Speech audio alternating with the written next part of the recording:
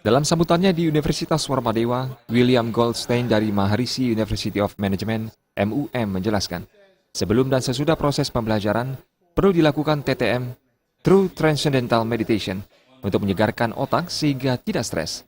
Rektor Unwar Dewa Putu Wijana mengatakan, untuk meningkatkan kualitas pendidikan dan pembelajaran, fungsi otak perlu dioptimalkan sehingga tidak stres dalam menyerap pembelajaran.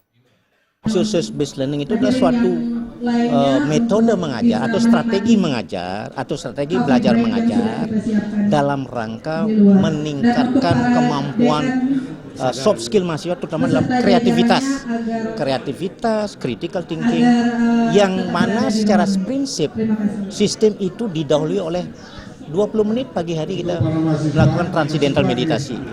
Jadi sudah dikatakan tadi bahwa transcendental meditasi itu bukan agama, siapapun bisa.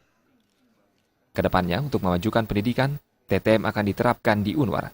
Meditasi TTM ini sangat bagus dan siapapun boleh melakukannya karena tidak termasuk keyakinan atau kebudayaan tertentu. Suryantari dan Indrawan, Bali TV.